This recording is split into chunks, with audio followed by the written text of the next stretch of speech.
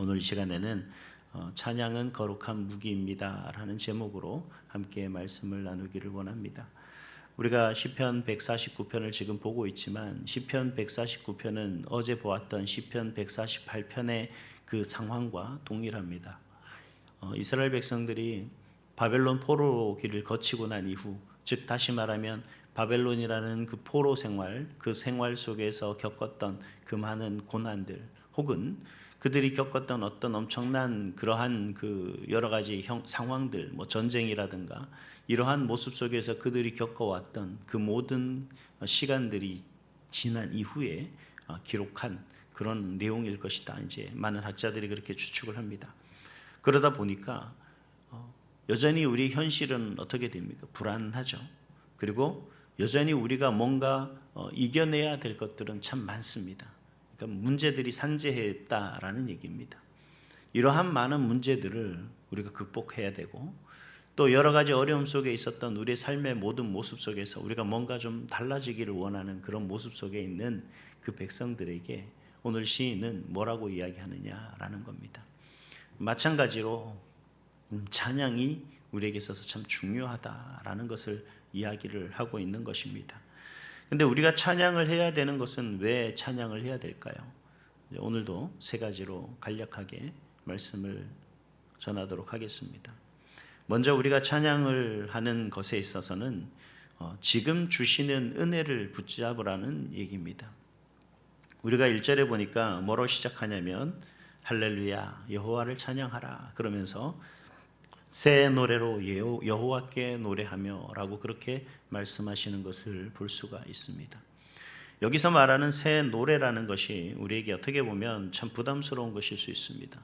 음악을 하는 사람들에게 있어서는 새 노래를 한다는 것, 매일같이 새로운 곡을 작사 작곡해서 그렇게 하나님을 찬양하는 것인가 라고 하는 생각을 할 수가 있습니다만, 사실은 찬양이라는 것은 새로운 어떤 멜로디나 또 새로운 어떤 악기를 의미하는 것도 있겠지만, 사실 그보다 더 깊은 의미는 우리가 어떻게 무엇을 바라보고 있고 그 무엇인가에 대해서 내가 어떤 마음의 고백을 하느냐가 중요한 겁니다. 즉 다시 말하면 제일 앞에 149편 앞에 뭐라고 얘기했습니까? 할렐루야 라고 시작하면서 새 노래로 찬양하라 이렇게 얘기하고 있죠. 그러니까 할렐루야 여호와를 찬양하는 것에 있어서 뭐로 하라는 겁니다? 새 노래로 하라는 겁니다. 다시 말하면 우리가 하나님을, 우리의 찬양을 받으시기에 합당하신 그 하나님을 바라보고 그 하나님 앞에 우리가 모든 것을, 내 마음의 모든 것을 온전히 고백할 수 있는, 그를 노래할 수 있는, 그리고 그를 향한 내 심정을 고백할 수 있는 그 삶이 돼야 된다는 건데, 언제부터 돼야 된다는 것입니까? 바로 오늘 지금 이 순간부터 그렇게 되어야 된다는 겁니다. 이 말을 조금 바꿔서 이야기하면 우리는 가끔 과거에 혹은 어제에 묻혀 있을 때가 많습니다. 어제 어떤 음식점에 갔는데 어떤 음식을 처음 먹었습니다. 그럼 그 음식이 너무 맛있어서 오늘도 그 음식을 먹으러 갈까? 혹은 어떤 TV 드라마를 봤는데 어제 봤는데 아직도 그 여운이 남아 있어서 오늘 저녁에 어떻게 기다리지 하는 그런 마음들, 그런 것에 빠져 있고 그런 것에 집착하여 있지 말고 어제의 문제와 어제의 삶의 기쁨과 즐거움은 다 뒤로 하고 오늘 하나님은 우리에게 부어주실 은혜가 무엇인지를 바라보며 그 하나님 앞에, 하나님 오늘도 새로운 은혜 속에서 하나님만을 믿고 의지하며 승리하며 살아가는 인생이 되게 하여 주시옵소서라고 고백하며 나가는 것을 오늘 이 시인은 뭐라고 얘기하냐면 하나님 앞에 드리는 새 노래다라고 그렇게 이야기할 수가 있습니다. 우리가 그때는 좋았지, 예전에는 참 좋았는데 라고 하는 그런 말이 우리가 나오는 것이 아니라 오늘 지금 이 순간에도 나를 알고 우리의 모든 것을 예비하시고 계획하신 그 하나님 앞에, 주님 오늘 나와 함께 계심을 믿습니다. 주님 오늘도 나를 인도해 주실 줄 믿습니다. 주님 오늘도 주님 주시는 은혜로 능력으로 승리하게 하여 주실 줄 믿습니다 라고 고백하는 것이 바로 오늘 이 시간 저와 여러분에게 필요한 거죠. 즉 오늘은 새 노래로 하나님을 찬양하는 것, 다시 말하면 오늘 우리에게 부어주실 은혜를 기대하며 희망하며 나아가는, 즉 소망을 하나님께 두며 살아가는 그 삶이 되라라는 것으로 오늘 이 시편 기자는 우리에게 말씀을 하고 계신 겁니다. 그 다음에 계속해서 우리가 찬양을 하는 이유에 대해서 이야기를 하고 있는데, 그 이유 두 번째는 뭐냐면 하나님은 겸손한 자를 찾으시기 때문에 그렇습니다. 오늘 본문 4절 말씀에 보니까 뭐라고 말씀하십니까? 여호와께서 자기 백성을 기뻐하시며 겸손한 자를 구원으로 아름답게 하신다라고 그렇게 말씀하고 계신 것을 볼 수가 있습니다. 여러분, 하나님이 기뻐하시는 사람은 어떤 사람인가에 대해서 다시 한번 생각해 볼 수가 있습니다. 하나님이 기뻐하시는 사람은 능력 있는 사람은 아닙니다. 하나님이 기뻐하시는 사람은 말 잘하는 사람도 아닙니다. 우리가 가끔 그런 얘기를 하죠. 우리가 교회에 부채가 있고 또 우리 교회가 뭔가 새로운 일을 도모하기 위해서 필요한 것이 사실 재정 아니겠습니까? 근데 그러한 부분들이 부족하니까 우리는 가끔 그런 생각을 합니다. 로또라도 되면 좋을 텐데 뭔가 누가 모르는 어떤 많은 대단한 사람이 우리 교회에 참 크게 헌금하면 그 모든 문제가 해결될 건데 라고 하는 그런 생각들을 할 때가 있습니다. 왜 그런 생각을 하지 않겠습니까?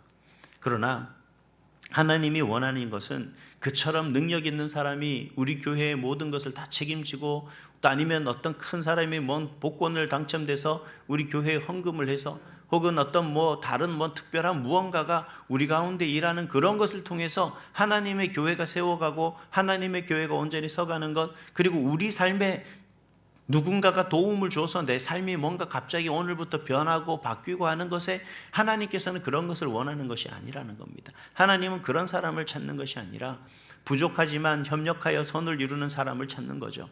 연약하지만 하나님의 영광을 위해서 수고하고 봉사하는 사람을 찾는 것이고, 하나님의 영광을 위해서 헌신하는 사람들을 찾는 것입니다. 그렇기 때문에 저와 여러분들은 하나님 앞에서 그런 사람이 되어야 되죠. 이러한 사람이 어떤 사람이라고 일컫느냐? 오늘 성경에 보니까 한마디로 이야기합니다. 어떤 사람입니까? 겸손한 사람이다 라고 이야기를 하죠. 겸손하다는 것은 하나님 앞에 자신을 낮추는 거예요. 하나님 앞에 정말 겸손한 모습으로 나아가는 겁니다. 이 세상의 많은 사람들보다 무엇보다 하나님 앞에, 하나님 오늘도 제 힘으로 안 됩니다, 하나님 오늘도 주님이 도와주셔야 됩니다 라고 하는 그 마음으로 하나님 앞에 온전히 믿고 의지하며 나갈 수 있는 그런 사람을 하나님께서는 도와주신다는 거죠. 왜냐하면 하나님 보시기에 그러한 사람이 너무 귀한 사람이기 때문에 그렇다는 겁니다. 그리고 하나님은 그런 사람을 그냥 두시지 않는다고 말씀하시죠. 어떻게 한다고 했습니까? 아름답게 하신다라고 그렇게 말씀하고 계십니다.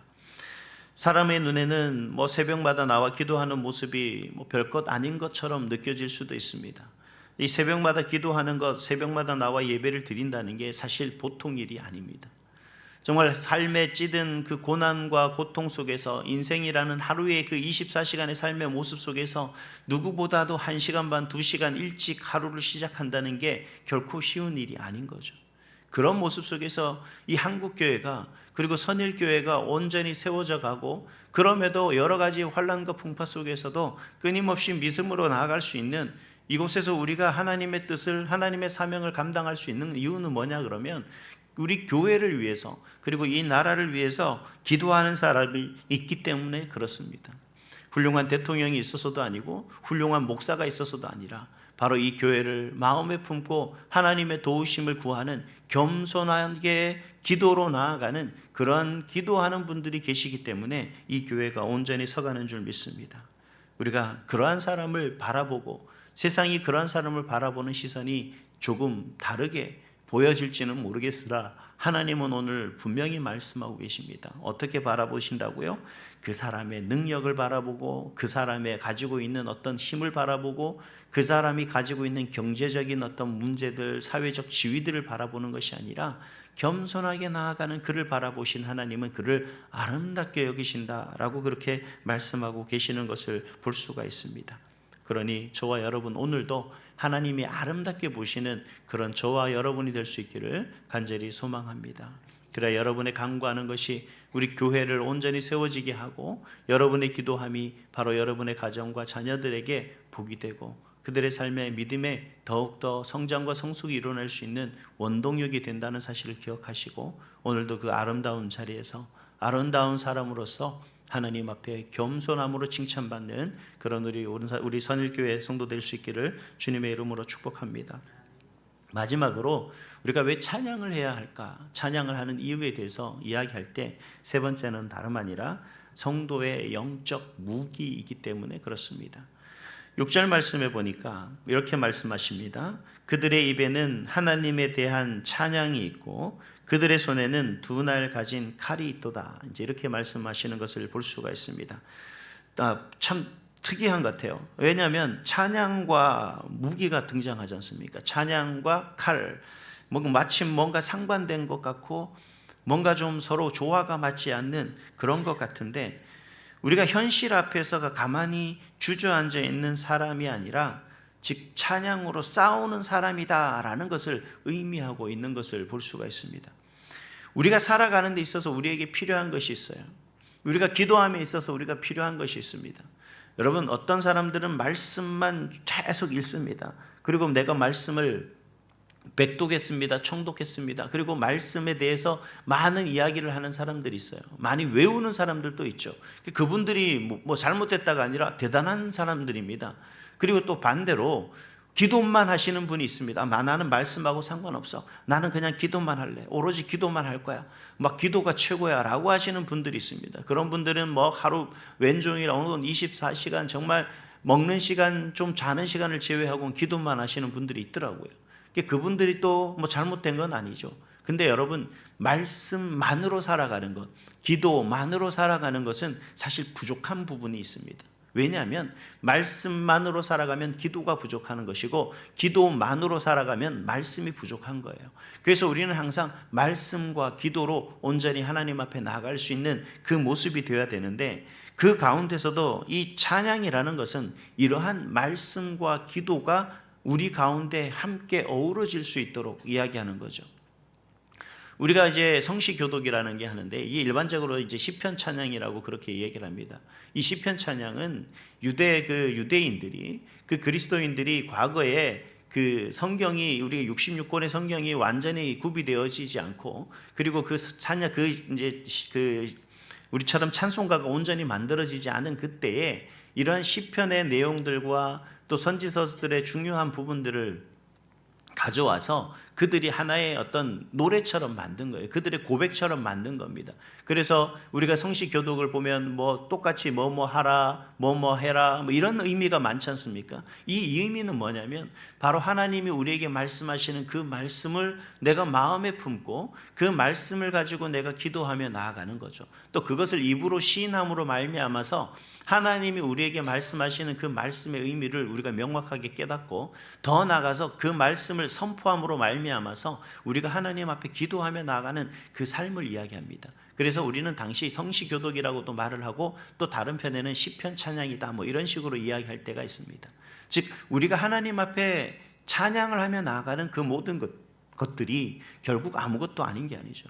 그래서 우리가 하나님 앞에 기도할 때 뭘 붙들고 기도해야 돼요? 오늘 주신 말씀 붙들고 기도하라는 것 이유가 바로 우리가 하나님 앞에 이 말씀을 통해서 나에게 주시는 그 은혜와 하나님이 주시는 그 말씀의 능력들을 내가 붙들고 오늘도 주님 앞에 영광 돌리며 나아가는 그 삶으로 살아가겠노라고 하는 그 하나님에 대한 고백인 거죠.